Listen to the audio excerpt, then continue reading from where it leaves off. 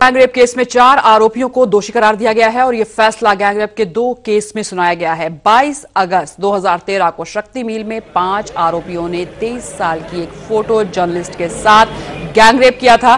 पीड़िता मुंबई की एक अंग्रेजी की पत्रिका के लिए बतौर ट्रेनी फोटो जर्नलिस्ट काम कर रही थी और अपने एक साथी के साथ शक्ति मिल इलाके में फोटो शूट के लिए वहां पर गई थी, जिस दौरान वहां मौजूद आरोपियों ने उसे अपनी हवस का शिकार बनाया था और इस पर आज कोर्ट ने फैसला देते हुए 4 आरोपियों को दोषी करार दिया। इस मामले में सजा का ऐलान कल होगा और इसमें से 5 आरोपी गिरफ्तार हुए थे, जिसमें से एक जुमेनाइल है और जुमेनाइल कोर्ट में उसका केस चल रहा है। अभी तक क्या कुछ हुआ इस पूरे मामले में, पुलिस ने बहुत जल्दबाजी दिखाई। 72 घंटे के अंदर इन 5 आरोपियों को पकड़ा गया।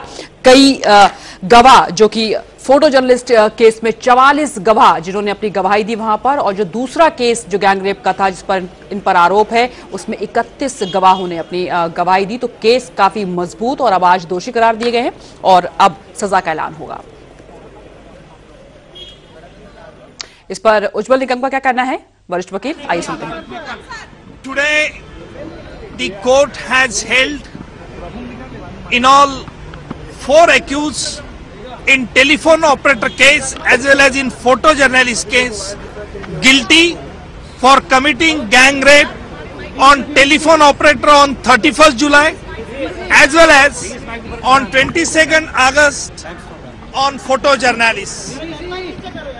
We have examined in all 75 witnesses in both the cases, and in both the cases 3 accused are common, and today we have pointed out to the court that matter kindly be adjourned till tomorrow so that accused can advance submission on the point of sentence, as well as the prosecution also can adduce some evidence for the enhancement of the sentence, that is which has been prescribed under section 376D. Marathi.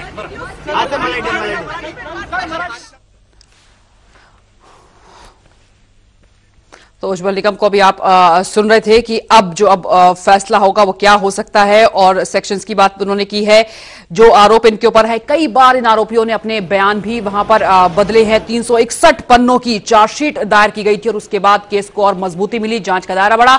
और इस पर हमारे साथ अखिलेश जुड़ गए, हमारे संवाददाता, इस पर और जानकारी के साथ। अखिलेश, 4 आरोपी दोषी करार दिए गए हैं और पुलिस ने बहुत जल्दबाजी दिखाई और काफी तेजी से जो है उसने अपना काम किया। जी बिल्कुल, शक्ति मिल कंपाउंड में जो गैंगरेप हुआ था, पहले 31 जुलाई 2013 को एक टेलीफोन ऑपरेटर लड़की के साथ गैंगरेप हुआ था और उसके बाद 22 अगस्त को एक फोटो जर्नलिस्ट लड़की के साथ गैंगरेप हुआ था और दोनों ही मामले में आरोपी गिरफ्तार हुए थे। और उसके बाद मुंबई पुलिस ने चार्जशीट फाइल की थी और 7 महीने के बाद अब ये कन्विक्ट हो गए हैं, दोषी करार दिए गए हैं और कल इन पर सजा सुनाई जानी है। तो ये दोनों ही मामले में कुल 7 आरोपी थे, जिसमें से 2 माइनर हैं और 5 जो है वो 5 आरोपियों को दोषी करार दिया गया है। उसमें से 3 आरोपी जो है वो कॉमन है दोनों केस में। और इसमें बता दें कि दोनों ही केस को मिलाकर 900 से ज्यादा पन्नों की चार्जशीट फाइल हुई थी और करीब 75 विटनेसेस एग्जामिन किए गए थे। और इसमें जब चार्जशीट फाइल की गई थी तो पहला चार्जशीट जो है वो 27 दिन के भीतर ये फैसला आया और दूसरा चार्जशीट फाइल होने के लिए अभी 33 दिन ही हुए हैं।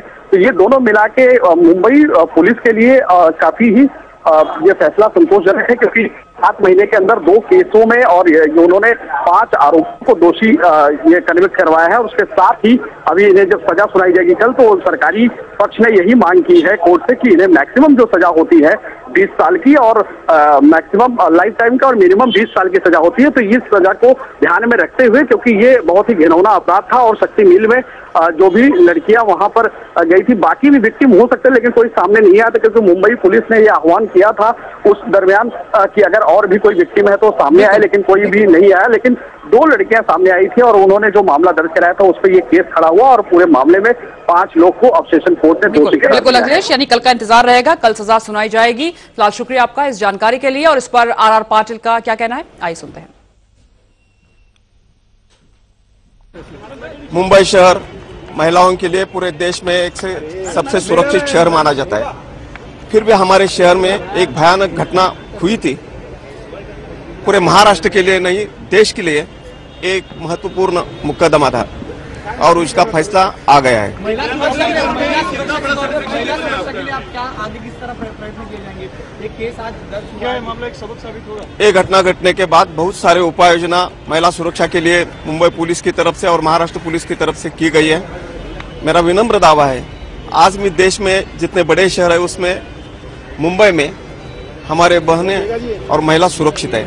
फिर भी आगे जाकर कोई कमियां न रहने के लिए हम पूरी कोशिश करेंगे।